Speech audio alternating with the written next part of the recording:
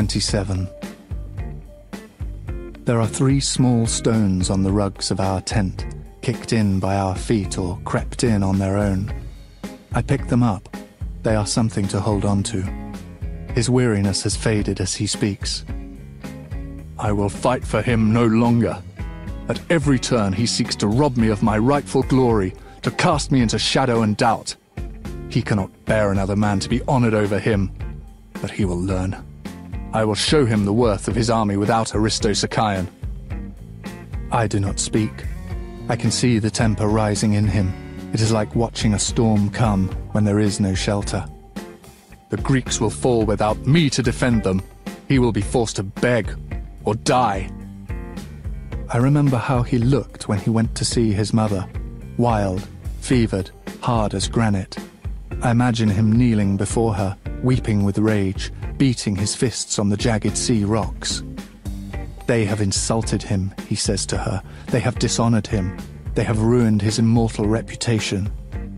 She listens, her fingers pulling absently on her long white throat, supple as a seal, and begins to nod. She has an idea, a god's idea, full of vengeance and wrath. She tells him, and his weeping stops. He will do it? Achilles asks in wonder. He means Zeus, king of the gods, whose head is wreathed in clouds, whose hands can hold the thunderbolt itself. He will do it, Thetis says. He is in my debt. Zeus, the great balancer, will let go his scales. He will make the Greeks lose and lose and lose until they are crushed against the sea, anchors and ropes tangling their feet, masts and prows splintering on their backs, and then they will see who they must beg for.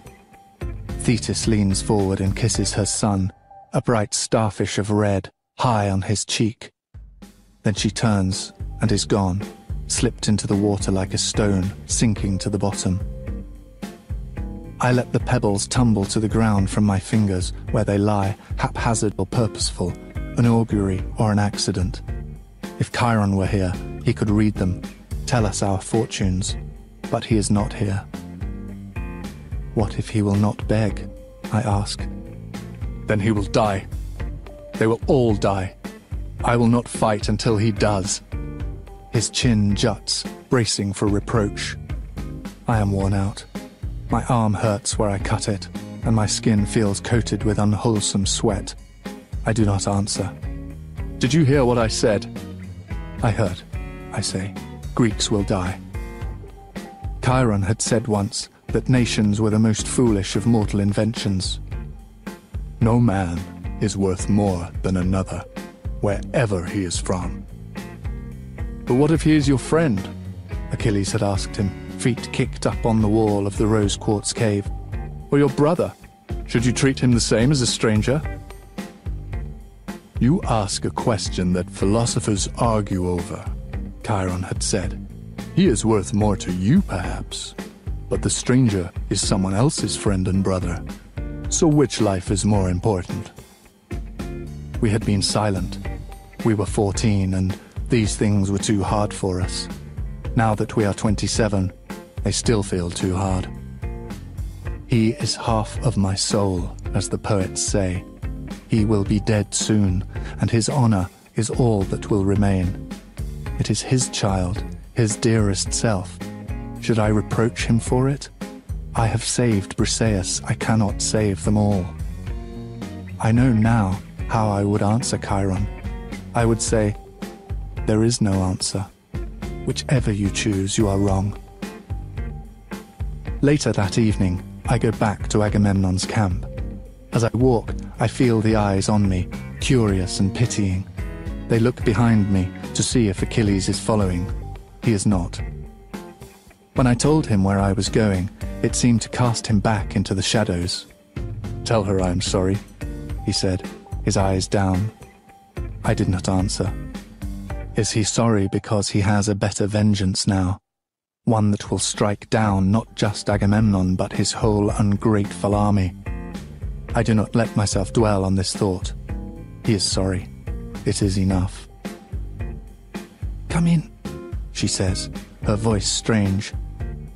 She is wearing a gold-threaded dress and a necklace of lapis lazuli. On her wrists are bracelets of engraved silver.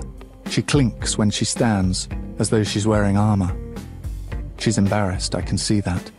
But we do not have time to speak, because Agamemnon himself is bulging through the narrow slit behind me. "Do you see how well I keep her?" he says. "The whole camp will see in what esteem I hold Achilles. He only has to apologize, and I will heap the honors on him that he deserves. Truly, it is unfortunate that one so young has so much pride."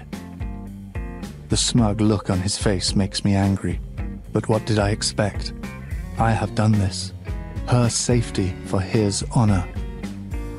"This is a credit to you, mighty king," I say.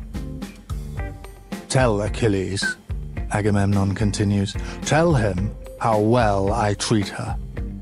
You may come any time you like to see her." He offers an unpleasant smile, then stands watching us. He has no intention of leaving. I turn to Briseis. I have learned a few pieces of her language, and I use them now. "You are all right? Truly?" "I am," she replies, in the sharp sing-song of Anatolian. "How long will it be?" "I don't know," I say, and I don't. How much heat does it take for iron to grow soft enough to bend? I lean forward and gently kiss her cheek. "I will be back again soon," I say in Greek. She nods. Agamemnon eyes me as I leave. I hear him say, "What did he say to you?" I hear her answer, "He admired my dress." The next morning, all the other kings march off with their armies to fight the Trojans. The army of Tyre does not follow. Achilles and I linger long over breakfast. Why should we not? There is nothing else for us to do. We may swim if we like, or play at draughts, or spend all day racing. We have not been at such utter leisure since Pelion. Yet, it does not feel like leisure. It feels like a held breath, like an eagle poised before the dive. My shoulders hunch, and I cannot stop myself from looking down the empty beach. We are waiting to see what the gods will do. We do not have to wait long.